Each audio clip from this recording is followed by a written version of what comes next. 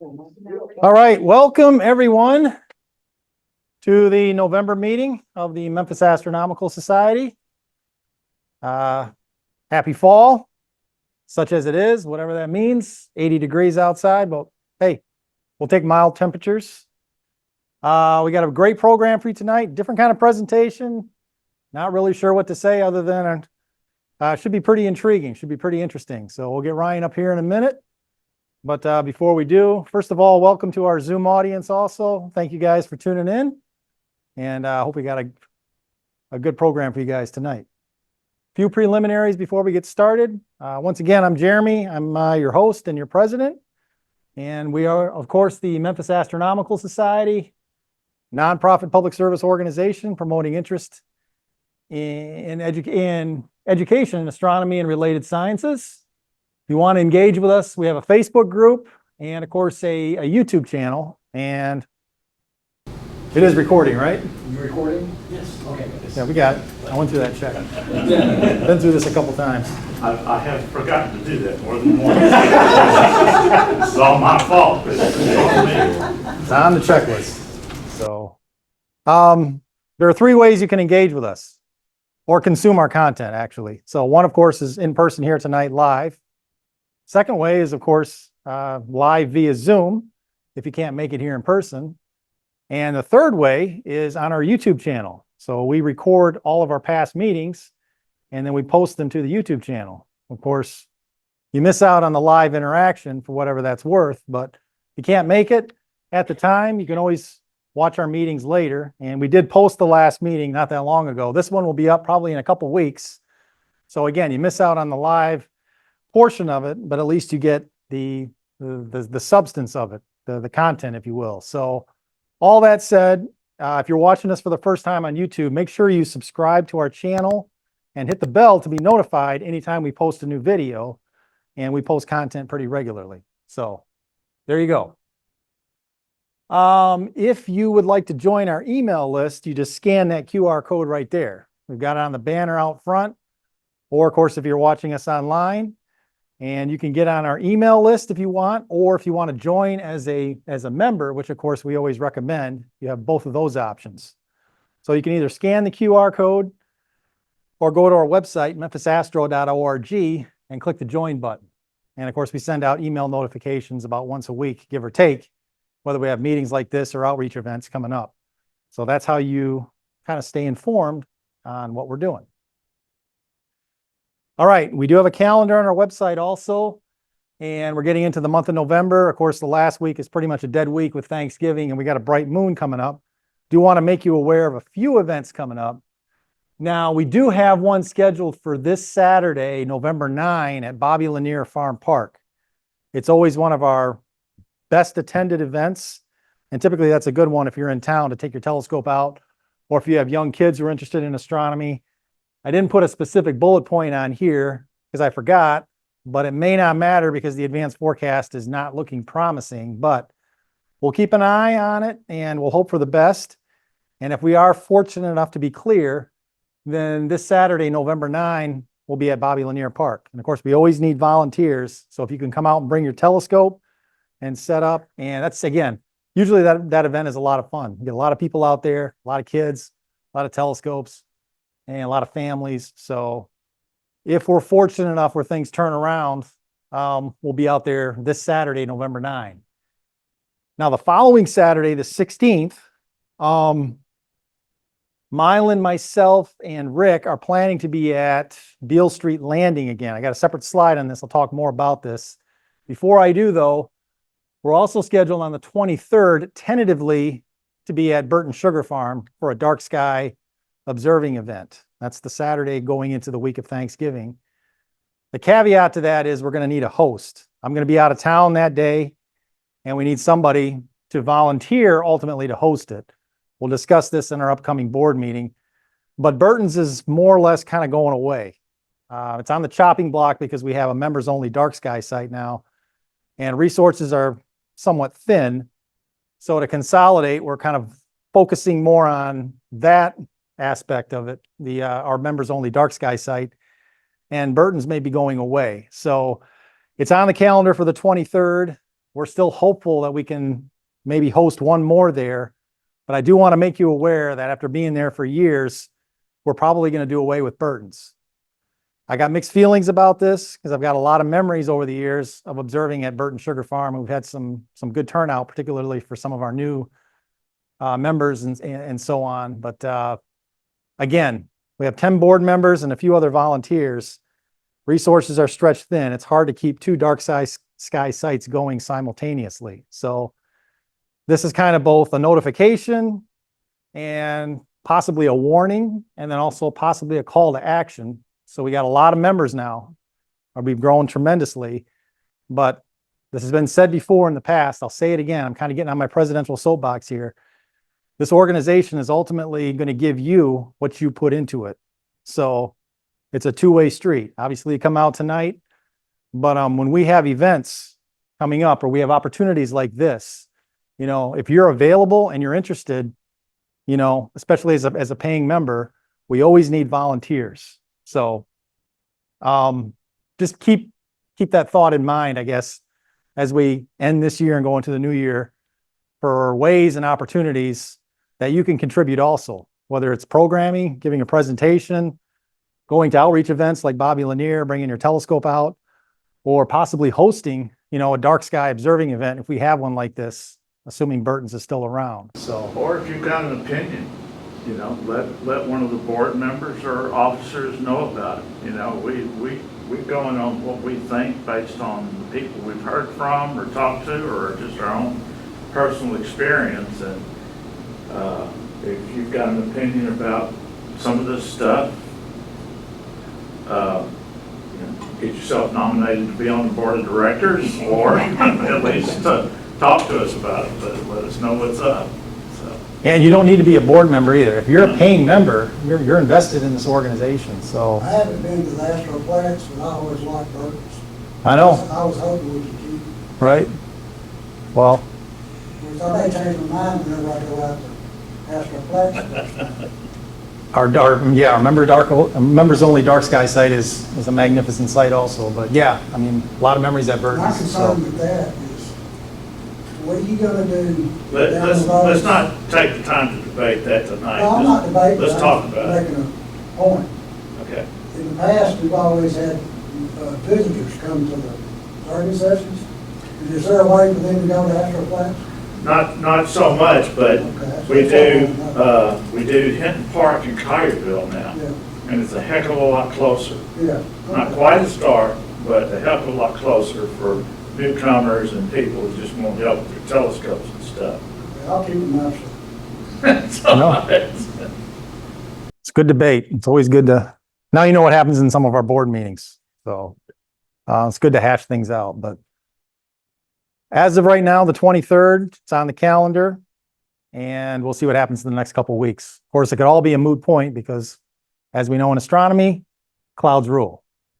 So, Beale Street Landing. Okay, so we started this event this year, and Mylan, Rick, myself, we were out there last month, and we got another event coming up on the 16th. So that's 2 weeks from, what day is it today? Monday?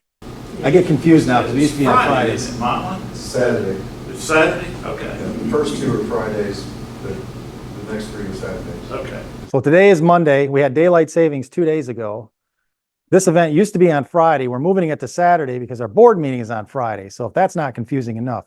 Okay, anyway, the 16th, if you're interested, we had a really good turnout for this event last time. Now you're basically looking at bright objects, right?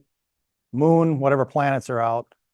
But we're downtown, and it's open to anybody who's interested in coming out. And again, we always need telescopes. We had 2 or 3 last time. We had a lot of people. Mylan had a pretty long line to get to his scope. So again, It's classic sidewalk astronomy. You know, Right. people walk up and get to see stuff they wouldn't see otherwise, and might spur some interest, might not. They ask a lot of great questions, especially the kids.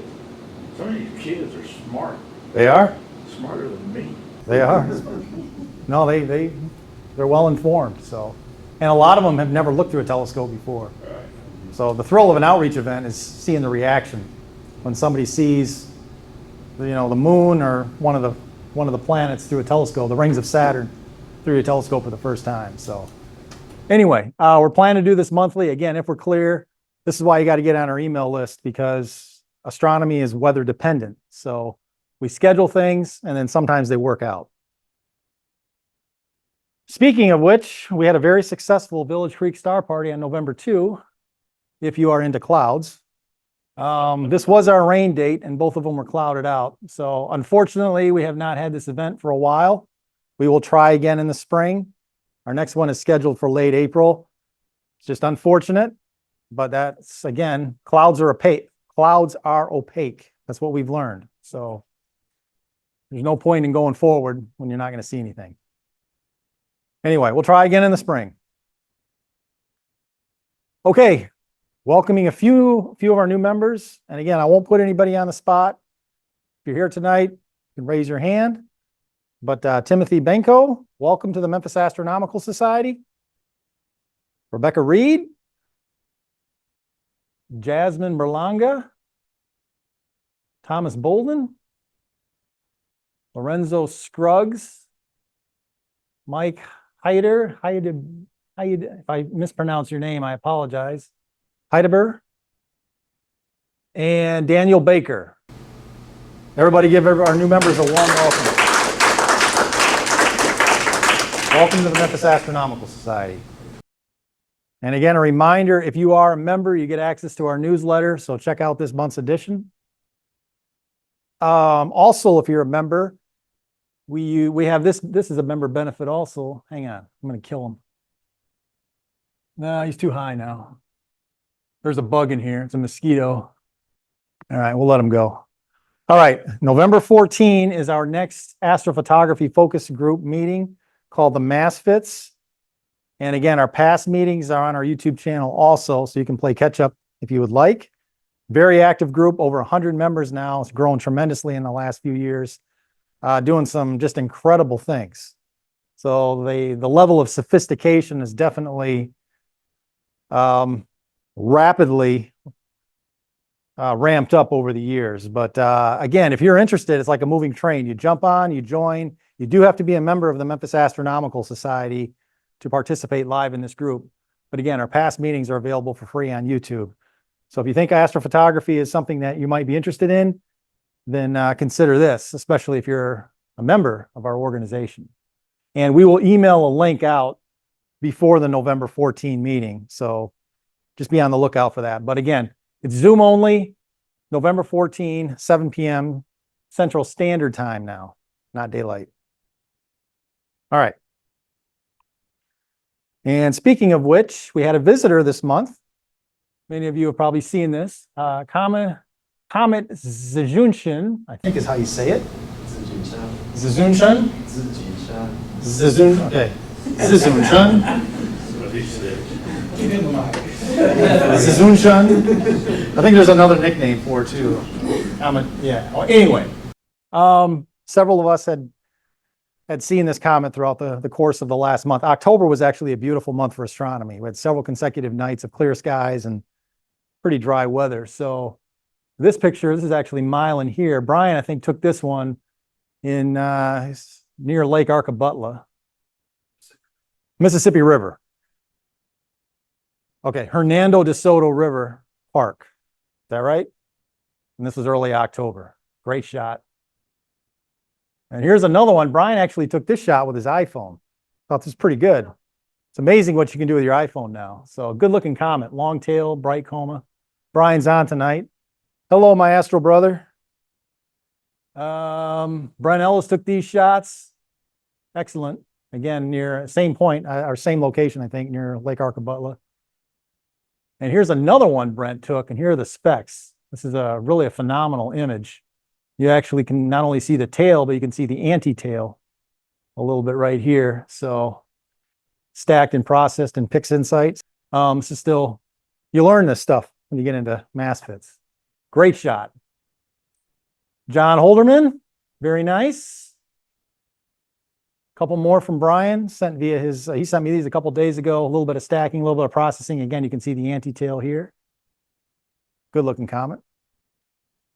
And we took this one, Freddie took a selfie And you can see the comet in the background. We actually had a group of us, again, at Pleasant Hill, Hernando.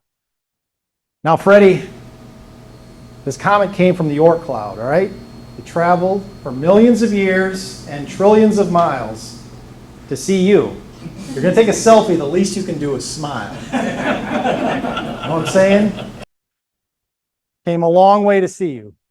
But this is a shot of us that night as we were viewing the comet. And you can see we had a close encounter of the third kind also. So the legend is true. They do exist. But you can see it was a frustrating comet because it's so close to the horizon. And we had a bright moon nearly full in the opposite direction. But we still got some decent shots of it. So Brian brought a group of his friends out. So pretty cool night. And we had an aurora event also. Turns out this was the second time this year. Not as good as it was in May, but 5 months to the day later at Astroflats. So I'm starting to develop some fondness for Astroflats because this is the second time in 5 months that we've experienced a very rare aurora outbreak. So this was pretty cool on October 10. So, hey Ben, welcome. So that was pretty neat. Sun is near solar maxima, so these kinds of opportunities, I think it reaches solar maximum next year. So there may be the possibility of another solar storm in the not too distant future, but it is pretty rare to get them this far south. So anyway, it's been a good month. And again, if you're a member, you get access to our members only dark sky site anytime. So 24/7. Usually with Burton's, we would schedule it twice a month on a Saturday. And but with Astroflats, if you're a member, you can go basically anytime. Now there is a procedure. We do have, a set of rules and regulations. You become a member, you get access to our Slack channel, and then you get the gate code, and then you can go. And Merrill is the administrator. He's not here tonight, but he's the administrator of this property. But like this event right here, I think it occurred on a Thursday night. So it was a random event, and we just go and we can capture it because astronomy, is very, how do I say? It's you got to be ready. You got to be flexible with astronomy because clouds are like terrorists. They're very inconsiderate when it comes to other people's schedules. So if we get clouds during a regularly scheduled event, you might get a clear night on a Thursday when you got something scheduled on a Saturday. So that's why it helps to have access to this site 24/7. So anyway, that is worth the price of admission right there. Go to our Slack channel, you get the instructions, you get the gate code, let Merrill know. Everybody's been very good so far about following the procedures, and we got a core group, mainly of our astrophotographers that goes out there pretty regularly. So this is why you become a member. Okay, club business. So it is November, and we do have elections to take care of. And again, all these positions are technically in play. So we will make the final call tonight and then officially close nominations. I'm going to try to attempt to do something I've never done in my 6 years as president. Get through this segment without completely butchering it. Never done that before. So here's where we stand right now. So obviously, I'll serve another term as president. Rick has volunteered to take over as vice president. He's been nominated for VP of programs. Mylan has volunteered to serve as VP of observing. Merrill will continue as treasurer, Bradley as secretary. And then you see some of our new officer positions, directors that are coming on next year, those highlighted in yellow. None of them are here tonight. Well, one of them's here tonight. Two of them are here tonight. Les is here, sorry.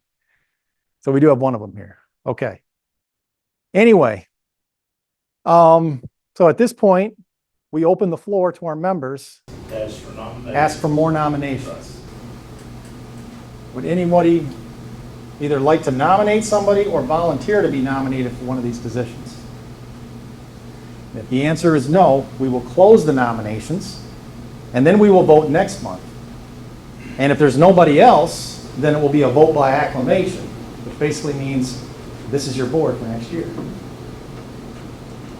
Anybody want? speak? Going once, going twice. All right. I move to close nominations. Rick made a motion to close nominations. Does somebody want a second? Second. Bill Powell. Bill Powell seconded. All in favor? Favor, members? All right. Nobody's opposed. That was not unexpected. I feel like, Here is your board for next year. Jeremy, I feel like I should tell something right quick. With the elections coming up tomorrow and all the strife we've got going, years ago in the 70s, when I first term as vice president, I was over the voting nominating committee. Uh-huh. And I was also in charge of getting the meetings together. And that month, I went and got one of those reels movies from the downtown library. They messed up with the wrong film in the can. We thought we were getting astronomy film, and we got Bugs Bunny. Bugs Bunny. That was one of the most contested elections in MAA history. It did a whole lot to calm people down. It was great. There is some astronomy in Bugs Bunny, though, actually. If you've ever seen Marvin the Martian, that episode freaked me out. Because I learned that Earth is between Venus and Mars, and it obstructs his view of Venus. So we had to blow it up. I mean, as a kid, that was a traumatic moment for me. So, but anyway. So, next month, we will have, the election will be by acclamation. Right. And those will be your officers and directors for next year. Next month, the election will be by acclamation, procedural. If only it was going to be that easy tomorrow night. But anyway. Okay, so that is it. This is your board. You're stuck with us. What do you want to be on? And I do want to say thank you to everybody who has stepped up and volunteered. It's a lot of work. Not only the board members, but we got other people who help out too with our website, with being able to meet here. And of course, anybody who volunteers for outreach events or anything, you know, this is an organic group. It takes a collective effort to keep this thing going. So, no one person or even a group of people can do it. So, you know, synergy. It's when the whole is greater than the sum of the individual parts. So hopefully that continues. Swag. If you want MAS swag, again, go to Cafe Press. That's the website. You can get shirts, ball caps, coffee cups, whatever. Great opportunity. There's a link on our website. We got the holidays coming up, so these are good Christmas gifts. Okay, and with that, we're just going to jump in here, and I'm going to go ahead and introduce our speaker tonight. Our main program is going to be by Dr. Ryan C. Fortenberry. He's Associate Professor of Chemistry at the University of Mississippi, Ole Miss. He's also graduate program coordinator. Contrary to thoughts in the early days of modern astronomy, the interstellar medium is filled with more than 200 known molecules. These stretch from the simple H2 all the way to the C60 and C70 carbon cages. Many are common and are known on Earth, while many others are seemingly bizarre and have unexpected chemical structure. In this presentation, Ryan will discuss the history and development of the field of astrochemistry and the census of molecules found beyond the Earth's terrestrial veil. So, ladies and gentlemen, please help me give a warm welcome to Dr. Ryan Fortenberry.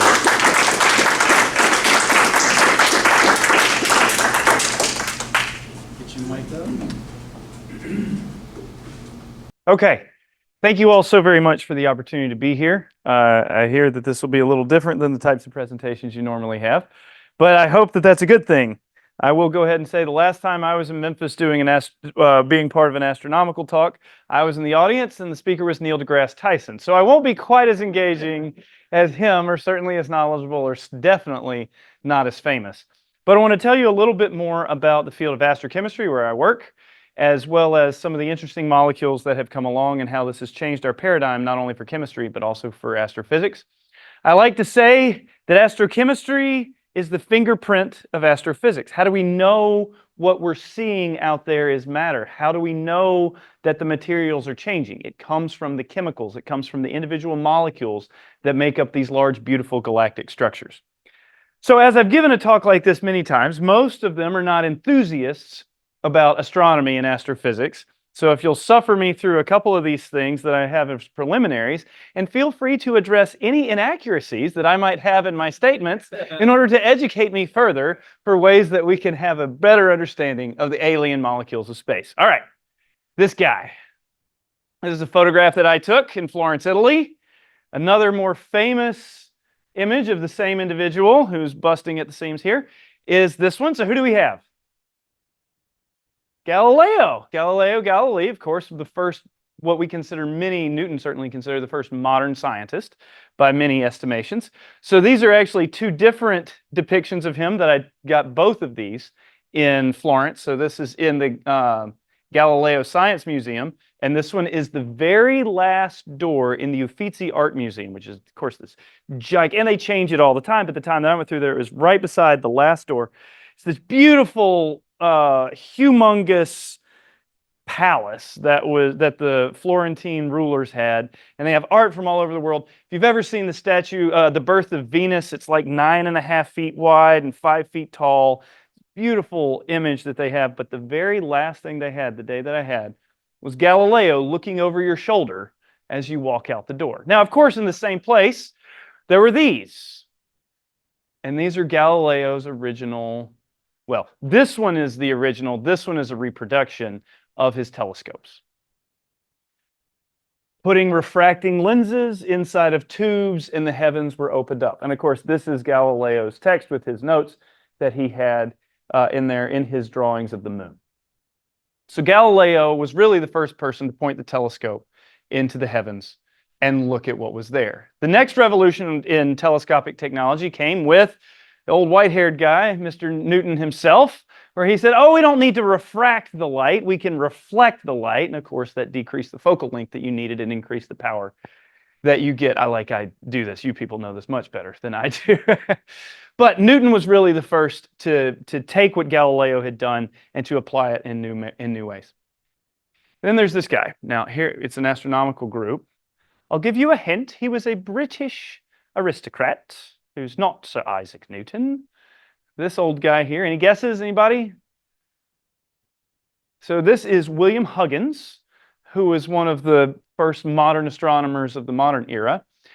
He characterized planets, he characterized comets, but one of the things that Huggins did is he was the first person to put a device that we call a spectrometer on the end of a telescope. Of course, a spectrometer takes the light, separates it out into the wavelengths. You can do it with a prism, you can do it with an Echelle grating in order to split out the light.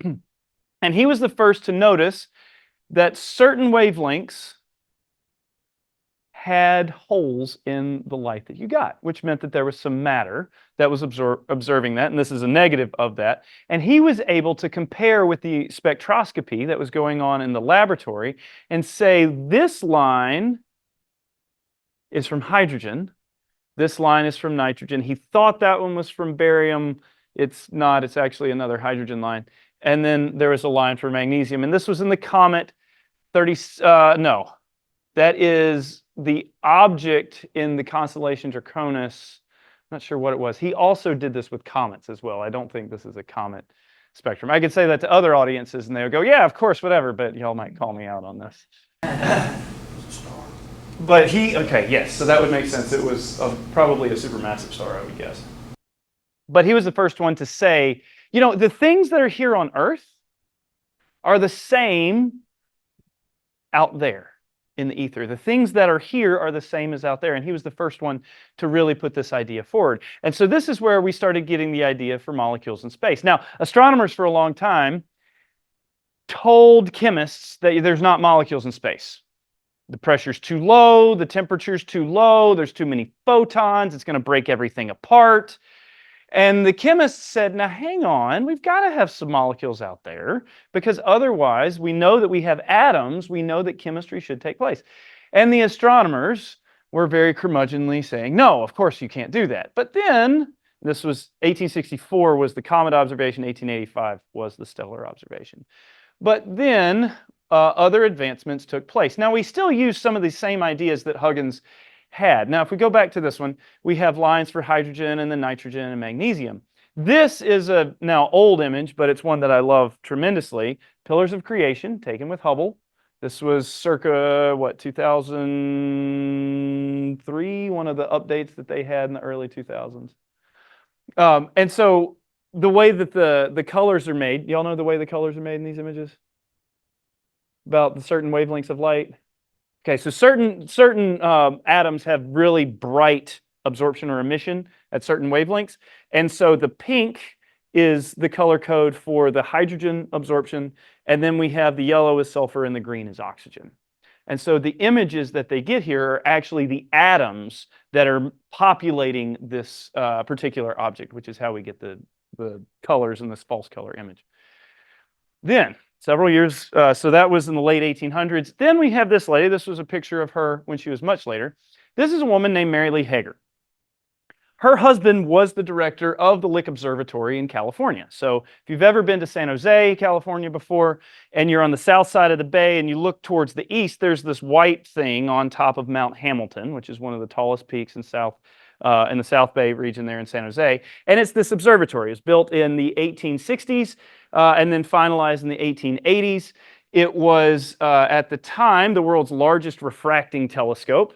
They used this for educational purposes there in San Jose because it's connected to the University of California at Santa Cruz, which is a very active astronomy and astrophysics program. Recently, the light pollution has gotten way too bad in San Jose for this to actually be a useful instrument for any type of observation beyond near Earth things. But anyway, her husband was the director of the Lick Observatory.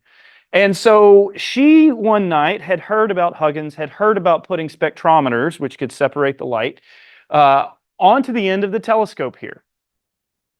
And so around 1918, when none of the astronomers were using the telescope, she went out and looked at various objects. Now, when you look at certain stars, we get the Doppler effect. Star is coming towards you, that shifts the lines. If it's going away from you, it redshifts it.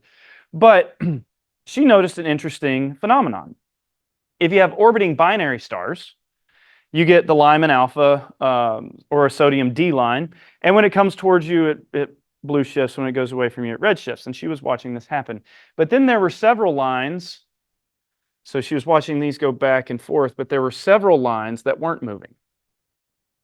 So the inference that she made was that some of the visible transitions that she was looking at, some of these lines could not be coming from the star. Because if they were coming from the star, they would have been part of that body, they would have been moving, and they would have been going through the Doppler effect as well. And so now, all of a sudden, she was the one who came up with the idea that there is actually matter that is not orbiting stars. There's actually matter, molecules, atoms, and such things that could be in the interstellar medium. And what she eventually was able to put together is that there is a series of unidentified absorption features that stretch from the UV to the infrared that nobody knows what they are. So we're going to get started with our discussion tonight about what could some of these things be. This was found in 1918. Peter Merrill came along in 1934, picked up her work, and did a very systematic classification of what these are. And some of these are very large intensities. We think the more stuff you have, it's proportionate to the length of the line that you have there.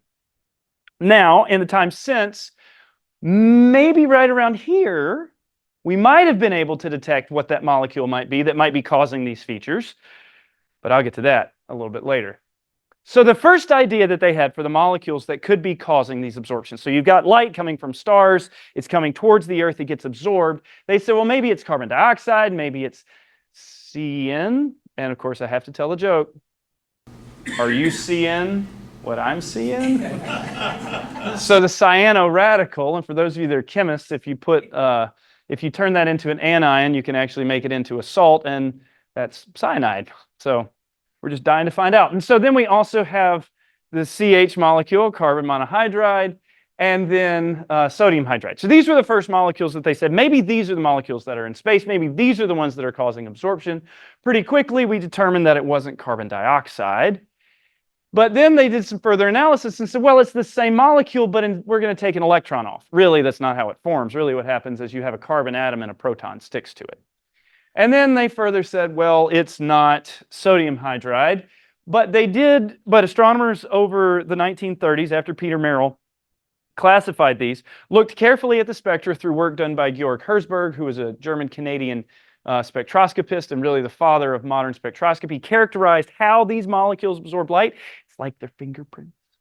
He was able to nail down exactly what the fingerprints were for these molecules, and they were able to observe their spectral features in telescopic observations. And this was in 1940, and the world fell apart. And we stopped having really notable astronomy at this point. And so a few things happened over the next few years, and eventually we created the modern world that we have now. But one of the things that came out of this time was this. Radar. Exactly. The thing that won the war, that helped the British ward off the Germans in the Battle of Britain so that the Spitfires could come along and keep everyone as safe as they could. But this revolutionized everything. Revolutionized radio, revolutionized television, individualized communication, as well as observation. Because you take the same concepts of radar and you put it on a big dish like this one, and you can get signals from space. Anybody know what this is? Green Bank. Yeah, the Green Bank Telescope, the GBT, the largest movable object in the world that isn't in space with nuclear weapons on it or something like that. But yes, yes. So it's an exceptionally large radio telescope. And the thing that I always like to tell people is, believe it or not, if you didn't know what that was, you've actually seen this before.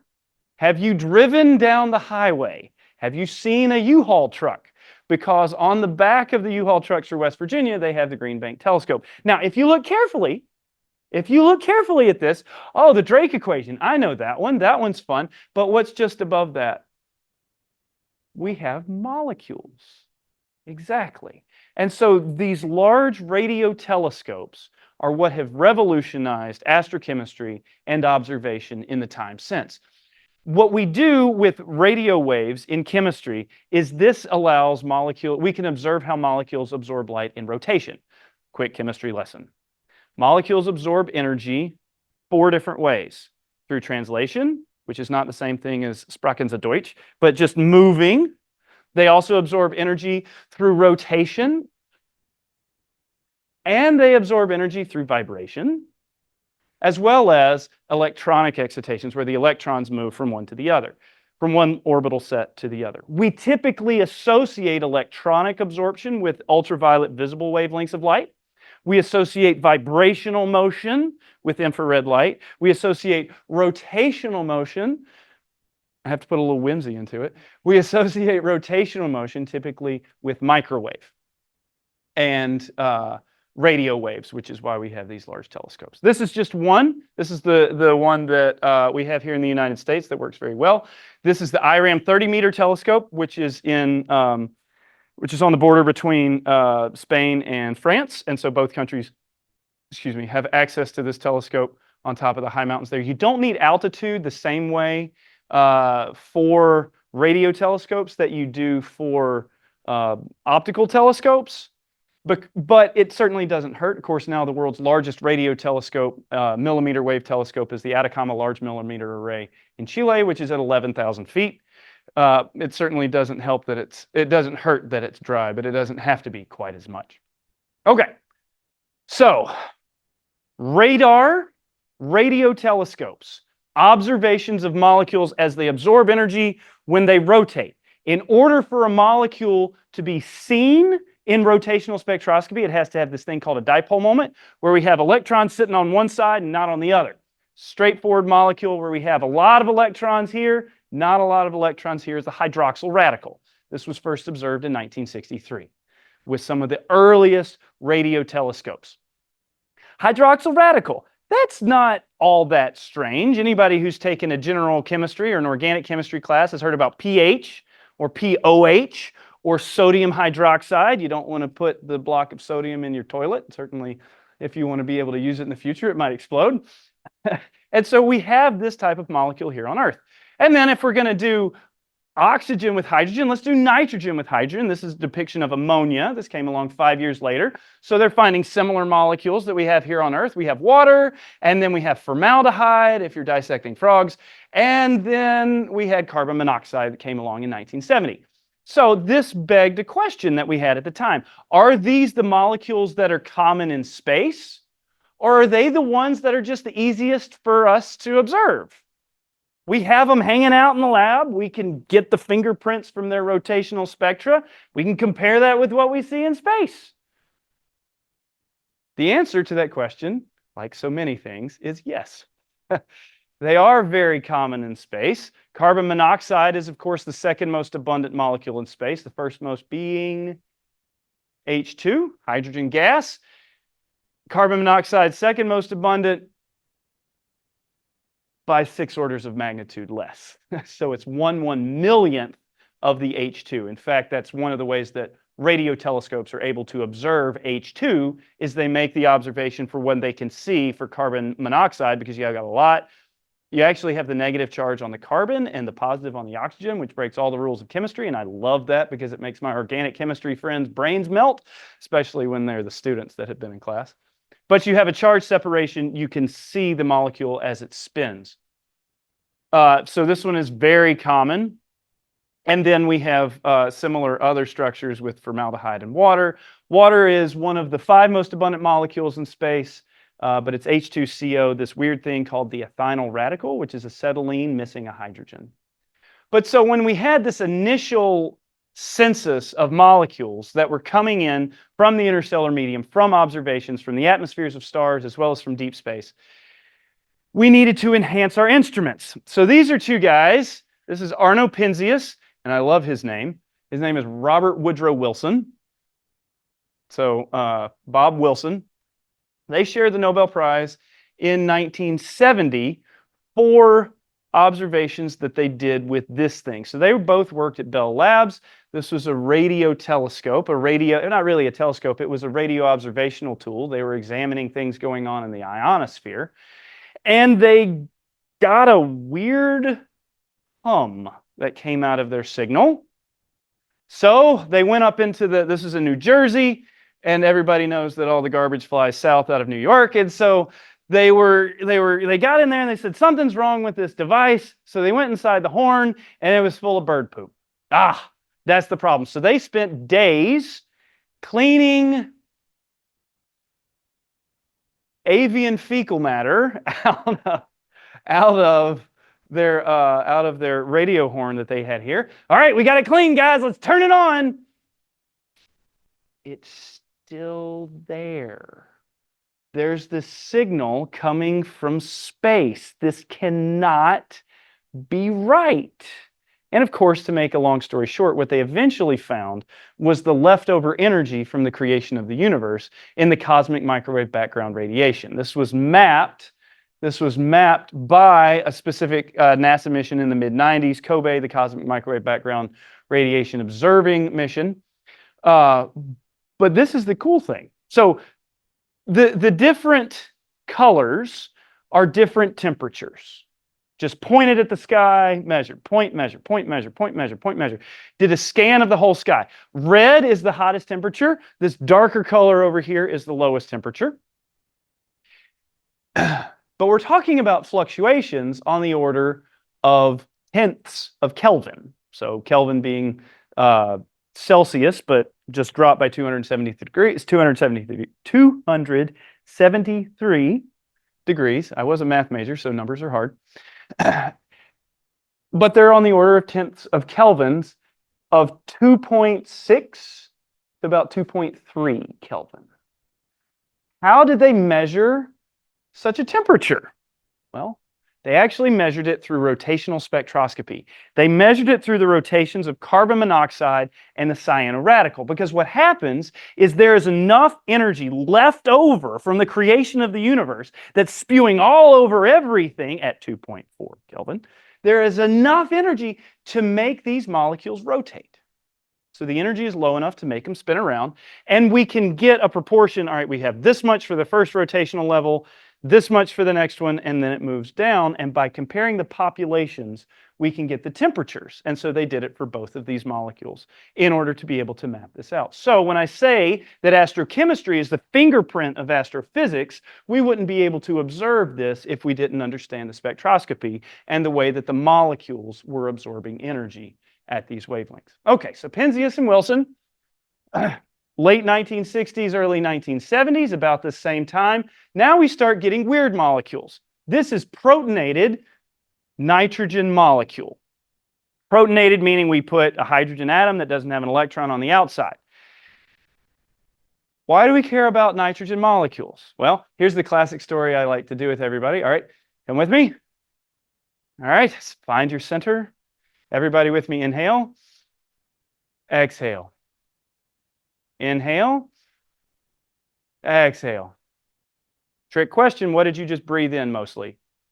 Nitrogen, yes. So our atmosphere is full of nitrogen. The problem with nitrogen is that we think if we're going to have another planet like the Earth, we'd like to be able to observe that, but we can't do it with rotational spectroscopy. We can't do it with radio telescopes because there's a nitrogen here and a nitrogen there, and they kind of balance out. We don't have a dipole moment. But if you put a proton on the end of it, it lights up like a Christmas tree. And so they first observed this in 1974. Really? We get these strange molecules that have charges on the outside of them? This is one of the 10 most abundant molecules in space. It's everywhere, and it has really fun chemistry that I won't bore you with. So then we had another molecule that's closely related to it. This is like acetylene. I mentioned this earlier. This is what we call the ethynyl radical. It's like acetylene, just like in the torches or the headlamps that miners used to have. It's missing this hydrogen on the other end. This has a very large dipole moment. The discovery of this molecule was actually mired in controversy because astronomers said you can't have it because it's going to react too fast. And the chemists said it's cold. It's dark. There's no pressure. It will last forever. And it was one of those cases where the chemists turned out to be right and the astronomers were not quite. Now what we can use this molecule for, actually, this molecule is used for mapping the structure of galaxies. So we talk about high redshift galaxies, galaxies that are moving away from where we are in the Milky Way. We can use the transitions of this molecule because they're very clearly defined and it has a strong dipole moment to be able to see the structure even at high redshift. And we know what those transitions are going to be, so we know what the redshift value is very clearly. Then they found booze in space. So they found ethanol in space in 1975. It's got very strong rotational transitions. And then they were looking for this molecule and they said, did you find it? And they said, no. Nitrogen monoxide was observed in 1978. So now we're kind of getting away from things that are common. This is fairly common. You just pull off the carbon or the hydrogen. You see that? But now we're getting to things that are a little bit stranger. This is carbon dioxide with a proton on it. This was found in 1981. I actually did a lot of work on this molecule for the infrared spectroscopy as well as the rotational spectroscopy when I was a graduate student and a postdoc at NASA Ames. And then we found this. This is always a fun one because this tells you, the chemists struggle with this one. What molecule is this? No. This molecule is sodium chloride because salt looks like that. This crystalline powder where we have these sodiums and chlorines all attached together. In space, we're literally talking about one sodium atom and one chlorine atom stuck together. A single individual isolated molecule, not table salt, but it probably all associates together and makes salt eventually, and we can then assault our computer screens. So this was observed in 1987. A very personal story for me, besides the fact that I was born the year that this was discovered and I just aged myself. But this molecule is cyclopropanyldene, which is, chemists have weird names for things, but cyclo, prop meaning 3, doesn't matter. In chemistry, we have this concept called aromaticity, and we got this idea because molecules had an aroma, a delicious elixir of molecules that were smelling. And what turned out was those types of molecules had a unique structure where they shared electrons, and it made them really stable. And so in chemistry, when we talk about aromaticity, we're not talking about lavender or frankincense or rosemary. We're talking about how electrons stick a molecule together and hold it together really well. And this molecule, Chuck, is actually aromatic, right? It's strange that we would think so because it has what we call 2 pi electrons, and they're delocalized around the ring. It's stable. It is a bizarre little molecule. It's got this carbene group. If you're a chemistry nerd like me, it's got this carbene on it, but it's actually very stable at low pressure. This was discovered in 1985. Organic chemists said that this molecule would not form in the interstellar medium. And my postdoctoral advisor, when he was a graduate student at the University of California, Berkeley, said, actually, not only is this molecule stable, it should be super abundant in space. And it turned out he was right. He was just 15 years ahead of his time. They found isotopologues where you have carbon-13. The standard mass of carbon is carbon-12. But they had carbon-13, which we use for radiocarbon dating and other things here on Earth. They found it was so abundant you could get these minor isotopes, and you could observe these even in the Andromeda galaxy far away. And so he predicted this originally with quantum chemistry, theoretical chemistry, simulations in a computer for how we can get organic molecules in space. Then one of the other common types of molecules that we have are these long linear carbon chains. And this goes back to the question, are these some of the most common molecules we observe because they're the most common molecules in space, or because they're just the ones that are easy to observe? Now, if we have a lot of electrons down here and not so many down here, we can create a very strong separation of charge, which is good for rotational spectroscopy and radio astronomy. This molecule was observed in 1978, and it was observed by a team led by this guy. I'll tell you who he is in just a second. He's English. And what's the national sport of jolly old England? Clearly, it's football. Not that stupid American game, but we have a football. Believe it or not, this guy, Sir Harry Kroto, didn't play football. Saw Harry Kroto give a talk one time, and this is honest to goodness true. Harry Kroto won the Nobel Prize in 1995 or 6, I never remember which. His best friend in high school was Sir Ian McKellen. So you had Gandalf and a Nobel Prize winner. So if Gandalf and a Nobel Prize winner walk into a bar, it's a joke that sets himself up. But Kroto was an astrochemist. He found this molecule, but football comes into play, a soccer ball comes into play in just a moment. There was an experiment that was going on at Rice University at the time. Curl and Smalley, the 2 professors that were there, had a sheet of aluminum. They would hit it with an electric arc. Things would fly off. And they were creating new clusters of aluminum. They were having aluminum molecules that had 3 and 7 and 13 atoms. And they thought this was great. And literally nobody knew what good this was for. Kroto said, that's interesting. He called them up. Hey, guys. Hello, blokes. What if you change the aluminum to carbon? Well, why would you do that? He said, because this is the kind of thing that's going to happen in the atmospheres of carbon-rich stars. So they took a sheet of graphite. They zapped it. It started breaking apart as they expected, and shaking, and moving. And maybe some of the carbon atoms changed position. And if you look at this chemical motif, we got some chemistry, watch out. If you look at this chemical motif, we have 2 6-membered rings and we have a 5-membered ring. And for anybody like me as a child who was obsessed with the game of soccer and drew way too many soccer balls will tell you that is the same motif that you have in a soccer ball, where you have a 5-membered ring and a 6-membered ring. And if you just have 6-membered rings, you make graphite, graphene. But if you start doing this, it warps it, and you make bowls, and then you can put it all together, and you can make balls out of it. And so what they actually found, this is the chemical structure for what they called Buckminster fullerene. Now, Kroto wanted to call it soccerine, but they said, no, we'll give tribute to Buckminster Fuller and all of his crazy ideas for how to make the world a better place. And so we refer to these now as buckyballs, as a simplistic way of doing this. So Kroto and Smalley and Curl shared the Nobel Prize for the discovery of buckyballs. This revolutionized nanotechnology as we know it, but it also gave a new allotrope for carbon, gave us a new understanding of electronic properties for carbon. But Kroto always said, this will be in space. As the motif says, what did the astronomers say? No, that'll never happen. You're crazy. And Kroto went for 20 years, 25 years actually, saying this will be there. You must look for it. We'll come back to that in just a second. How could this form? How could we make a buckyball? You're not going to have sheets of graphite in space. You will actually, but that's a different story.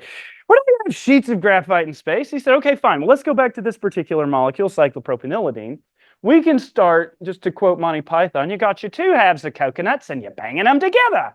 And so you could take these things and smash them together and you get things that leave and you can create something like this. This is benzene, a stable aromatic molecule, common in chemistry classrooms and in organic chemistry discussion. And if you have another one of these, maybe you take those two halves of coconuts and you're banging them together. Where did you get a coconut? A swallow dropped them. And so if you have these two things and you smash them together, then you can start building larger structures. Maybe that's how they form these. This is naphthalene, mothballs. Can we make larger ones that come from this? Okay, so we've got these. Graphene, of course, was shared with the Nobel Prize in 2010 by these two gentlemen, Harsham and Garam. We have since found that Kroto wasn't completely off his rocker. We have these chains of six-membered rings, and the first aromatic molecule, besides cyclopropionylidene, that was detected in space, came in 2018. Rotational spectroscopy came along.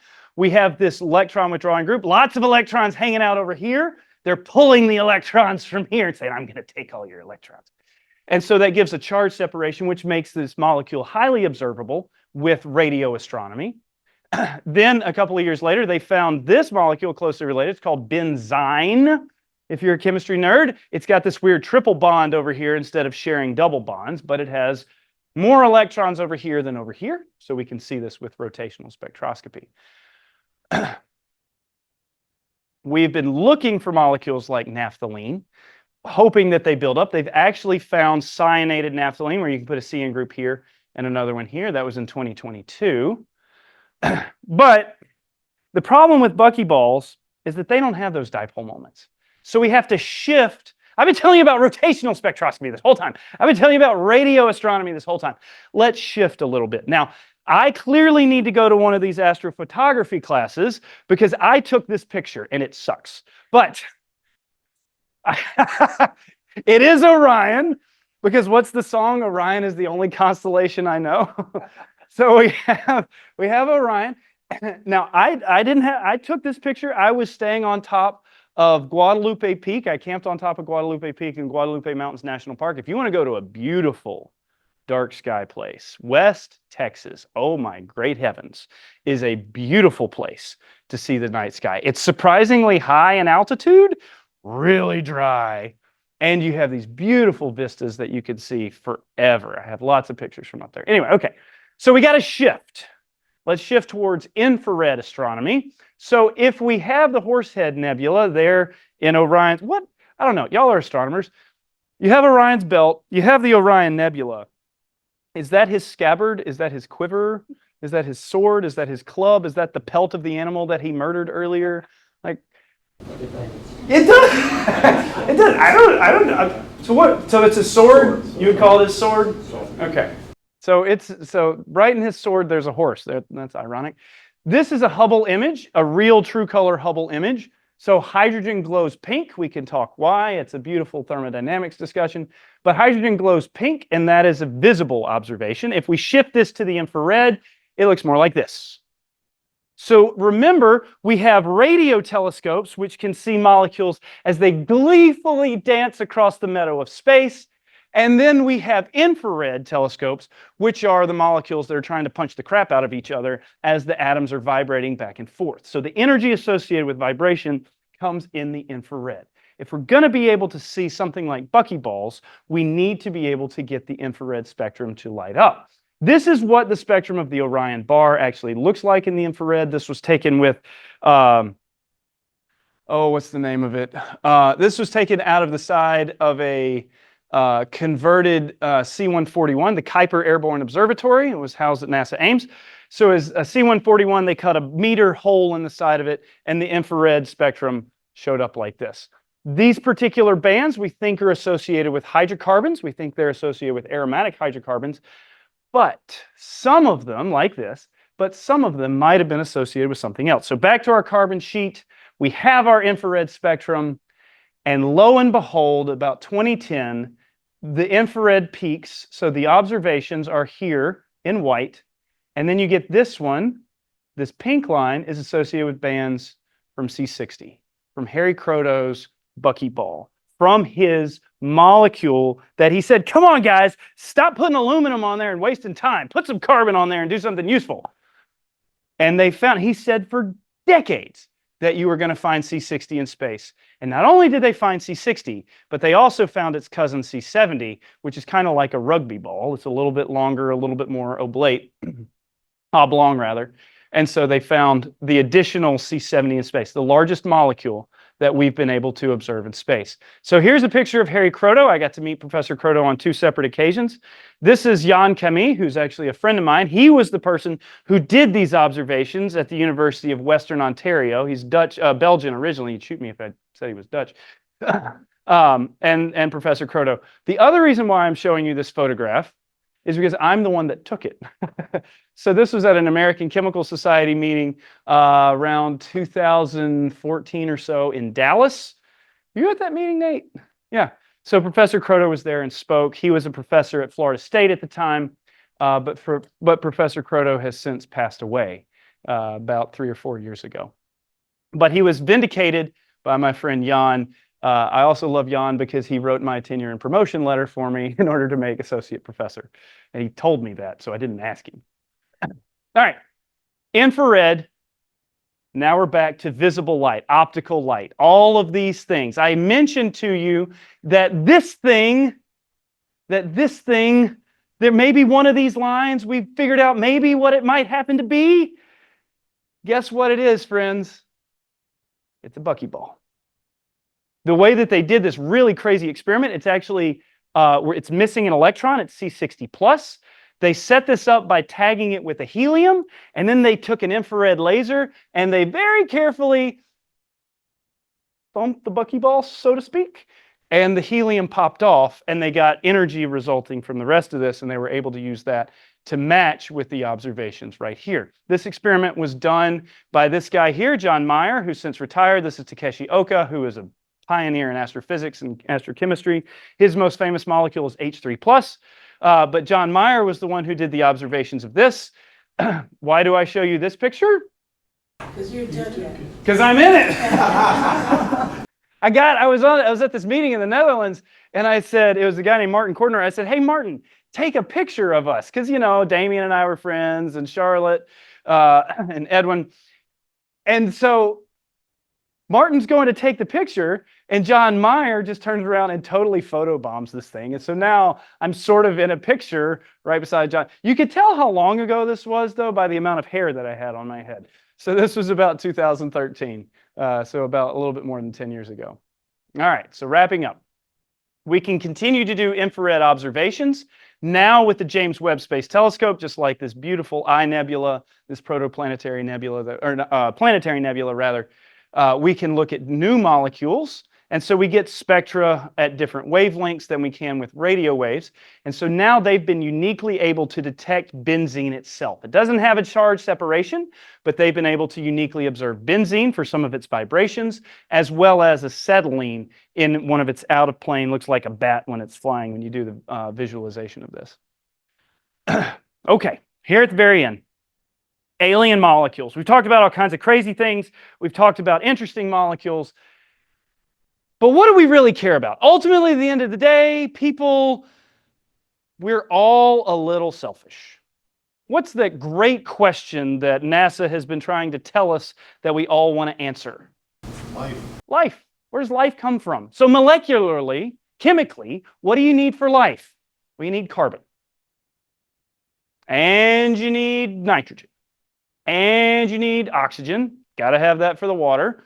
But what else do you need for life? Well, you also need some sulfur. And you probably need some phosphorus. Are there molecules in space? Have we found molecules in space that contain these? Well, of course, the answer is let's find out. One of the first molecules that contained carbon, nitrogen, and oxygen that was observed was in 1971. Don't raise your hand if you were alive in 1971. So we have 1971. We have this formaldehyde type thing with an amine. So we have amine. Well, how would we label that? Is that formal amine? Yep, glad we have a chemist in the room. I just pretend to be one on Monday, Wednesday, and Friday. So we have formamide. Then we have another one where we stripped off the hydrogens. This came along a year later. Then we could replace the oxygen with the sulfur, and that happened within the same decade. And then there are a few that have phosphorus, but my favorite one is PN. The reason why is because if you look at the periodic table, nitrogen sits right on top of phosphorus. So that's basically the same thing as N2, except replace the N with a P. So that stuff that we breathed in earlier. And this came along in 1987. So we're getting closer to molecules that we think have organic or biomedical structure. And this was one of the first ones. This came along in 2006. This is another amide. Now we have things that's starting to look like amino acids. Amino acids are the molecules that make up proteins, that make up the biological structures within your body. This particular molecule, we have a C double bond O, and then we have an amine on the end as well. So it's kind of like an amino acid, but not quite. We're getting closer to these same types of molecules that make up you and me. In 2016, they found this epoxide. This one is interesting because we have this side group that comes off. Molecules have in your body, I don't know if you knew this, but most of the amino acids in your body are right-handed. It's this thing called chirality. It involves enantiomeric excess. Your body only uses... Ibuprofen is a wonder drug because it makes you feel better. But the cool thing about ibuprofen is that half of it's right-handed and half of it's left-handed. The right-handed is the only thing that does anything for you.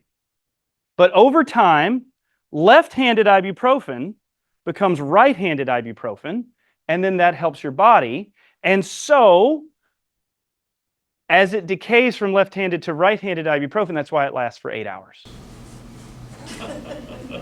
This was the first molecule that was observed in space that had the same handedness to it. If you smell turpentine, it's a particular chemical. If you have the left-handed form of turpentine, it smells like caraway.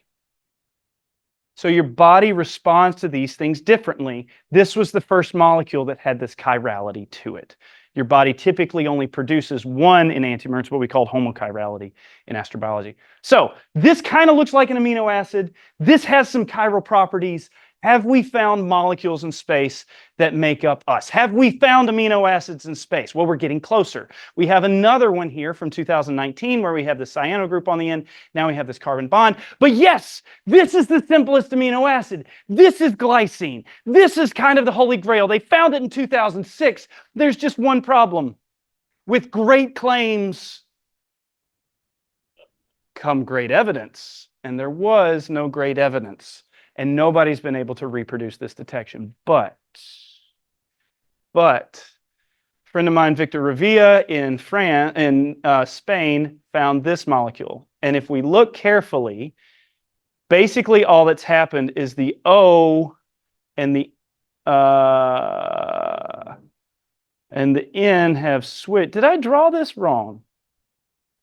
No, it's drawn correctly. These two have switched positions. So this is not, I'm pushing the wrong button. Hang on. No, giving away all the fun parts. So it's not the same molecule, but it's slightly shifted. And so they clearly detected this, and I forget what it is. It's some complicated chemical word. But if you can make this one, you can probably make that one. So are we finding molecules in space that are the same types of molecules that make us up? Almost. I wrote an article about this in an open access journal. If you really want to go to sleep, find you a copy of this one online. You can hear about my thoughts about what astrochemistry will look like in 25 years. But here's the crazy thing. I've shown you that amino acid at the very end. We've seen what we think is almost that amino acid in the deep interstellar medium. This is a rock, a very special rock. This is a rock that came from space. So this is the Murchison meteorite, crashed outside of Murchison, Australia in 1969. Carbonaceous chondrite, it's got a lot of carbon in it. They did a drill inside of that. They put it through a particular chemical experiment. And they found inside of this rock from space, deep inside of this rock from space, they were able to isolate every single unique kind of amino acid. All the ones that build up all the proteins in your body, they found their brothers and sisters inside of that rock. So, did the molecules that produce life come from space? Or did they come from Earth and go out into space? Or are they all happening at the same time? One of the questions that I like to leave people with, what we have seen in our observations, what we've seen in our chemical modelings, is that the condensed phase product of chemistry is amino acids. The thermodynamic product, the thing that every molecule will tend towards if given half a chance, is amino acids. So, does life use amino acids because it's the most abundant thing? Or because it's the best thing at encoding information? And the answer that I like to have to that question is yes. Why not both? So we've talked about a lot of things. We've talked about molecules. We believe that the intermediate step in going from atoms to clusters that eventually lead to dust clouds that make planets are these molecules that we get in the intermediate step. And the thing that I hope to have convinced you is that while we have these crazy, weird, bizarre alien molecules in space, to quote Carl Sagan, we are all made of the same stuff. We are all made of star stuff. So these molecules that we think are bizarre are actually the same molecules eventually that go on to make us.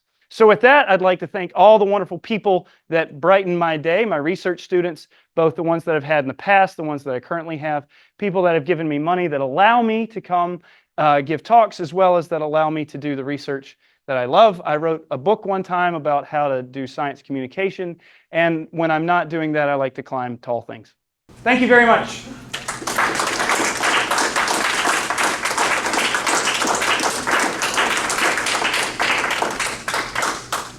Questions?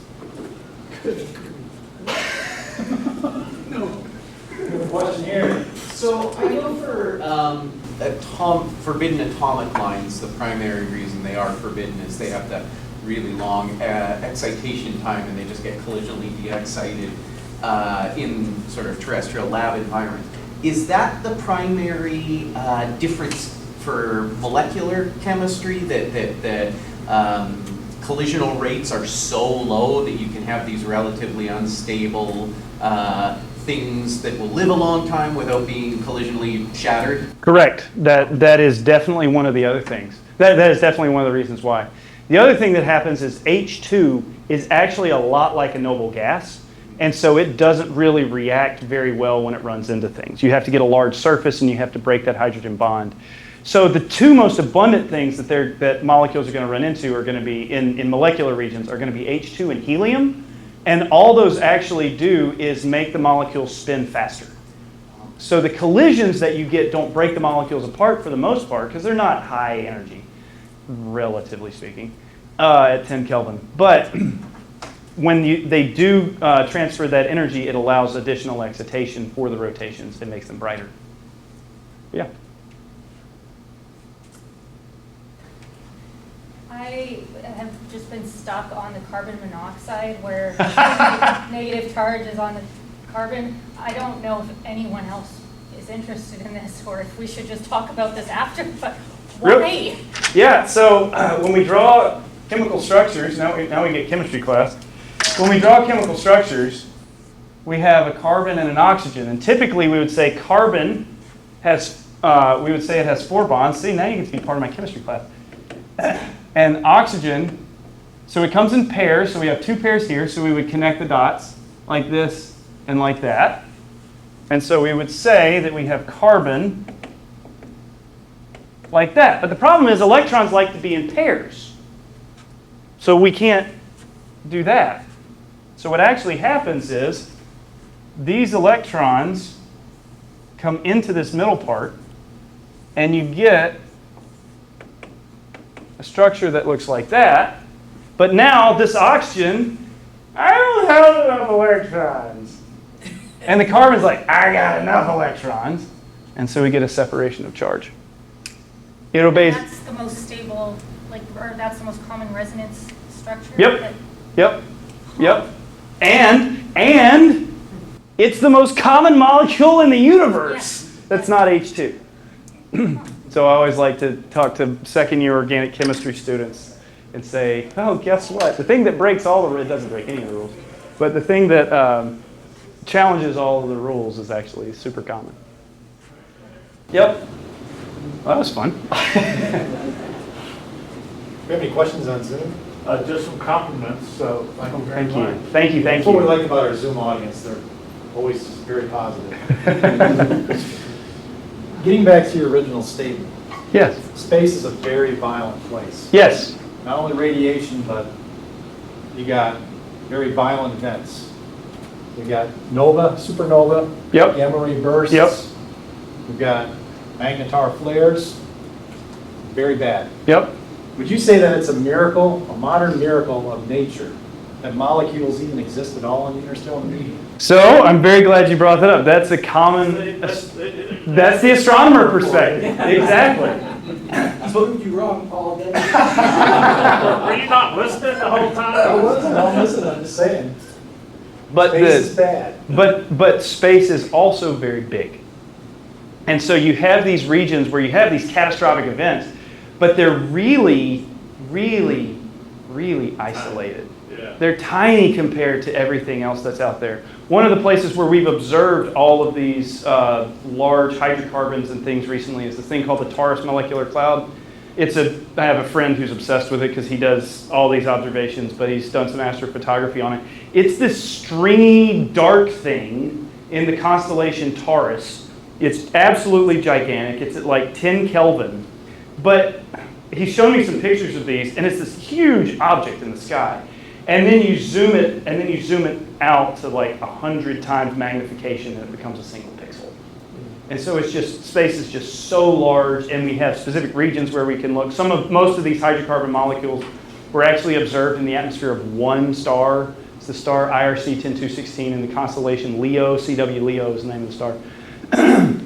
It's this huge, old, cold star that's bright red, and it's just got tons of carbon in it. A bunch of these molecules have also been observed towards this object called Sagittarius B2, which is the giant molecular cloud that sits around the supermassive black hole at the center of the galaxy. And so that can be a somewhat violent location, but all the energy is happening on the inside, and you've got all these spectator molecules on the outside that have yet to be affected by this as the photons transit through there. And so space is big. And so you have regions where these can be preserved. I think scientific notation has been a killer to perception. You want to put all the zeros on 20 or it? 30 zeros on one side of the decimal point and go 20 or 30 zeros on this side of the decimal point, and quite honestly, that's unfathomable. Yes. You cannot perceive Yes. the difference in Yes. everything. It's not possible. I'm glad you brought that up. I reviewed a paper recently for a journal where there was a scientist who was talking about how big can you get single-celled organisms. And so he was talking about various conditions where single-celled organisms might evolve. And his prediction was, for the most part, what we would expect. A couple of microns, maybe something 10 to the negative 5 meters. And then he had one model that had something that was 10 to the 15 centimeters. And I did the math on this, and I said, that single-celled organism would be the size of Saturn. I don't think we're going to get a monocellular organism floating around in space.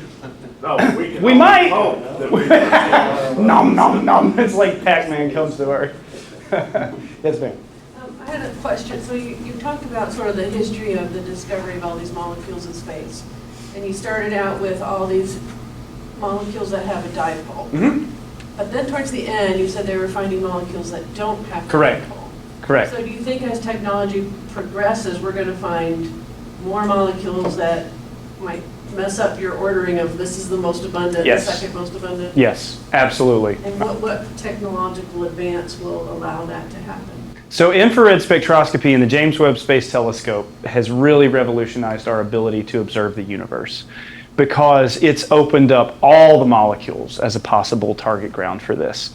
And so just the simple fact of moving to a different type of spectroscopy, a different wavelength of light, is really what has done that. But the other thing that JWST has done is it has incredibly high resolution. It has but it also has an incredibly large field of view. So it goes from 0.75 microns to 35 microns, which is almost the entire infrared spectrum, and a little bit into the visible as well. And so it has the right wavelengths over a large enough span and a high enough resolution to be able to get those individual pieces. The next generation telescope that they're talking about launching would stretch from about 250 nanometers, 0.25 microns, all the way out to 100 microns. So the Habitable Worlds Observatory, which would merge 3 different spectroscopies, 3 different wavelengths of light together, and would be 3.5 times the diameter, not the size, but the diameter of JWST. So they're developing this right now. The problem is we don't have a rocket that can launch it into space yet. But Elon tells us that he will, yeah, exactly. Elon tells us he'll have one ready by the time this is ready to go in 2030. And if it's like JWST, I wrote my first paper in graduate school in 2008. And this was when JWST was a very mature project, and I said the upcoming James Webb Space Telescope.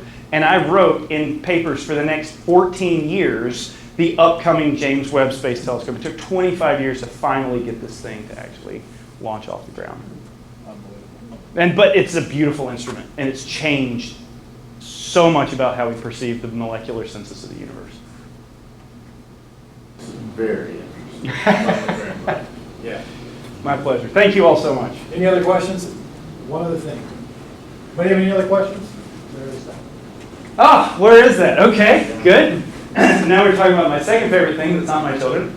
So I'll give you a clue. This is Mount Adams. Oh. This is Mount Rainier. This is Mount St. Helens. And so I'm staying almost. I'm staying on top of Mount Hood. Oh, Hood. Yes. Oregon. Yes. It's a beautiful mountain. It's a beautiful mountain. I climbed it twice. Not on purpose. Climbing a mountain not on purpose. The first day, the short story is the first day I made it about 700 feet below the summit and didn't want to die because I was really tired and out of gas. So I went back down, took a nap. I slept for 9 hours actually. Went to bed at 4 p.m., woke up at 1 a.m., climbed the mountain the next day, and it was a beautiful day. Like, it was so cold. This was in May. It was so cold. It was about 5 degrees on the surface, on the top of the summit there. It was so cold that I couldn't smile. And so the way that I'm doing this, and my cheeks wouldn't move. And the next day, again, this was like May 12th. And then the next day, a big storm came in, and I went skiing on the slopes of Mount Hood and got 4 inches of fresh powder in the middle of May. Beautiful place. Anyway, thank you all. So I did want to present you a token of appreciation. Thank you. Thank you for coming out. And hopefully you think of us. We need to drink coffee. Absolutely. Thank you so much. Thank you, thank you. Oh, excellent. Oh, fantastic. And here's your very own Memphis Astronomical Society Christmas ornament. And a glow-in-the-dark model. Oh, excellent. Thank you all. Thank you all so much. It was such a pleasure to be here. Next meeting will be December 2, Zoom only. Stay tuned to your email for that. We'll send out notices on that. And we're winding down the year. Thank you, everybody, for coming out. Stay tuned to your email. And we'll see you guys at our next meeting. Meeting's adjourned.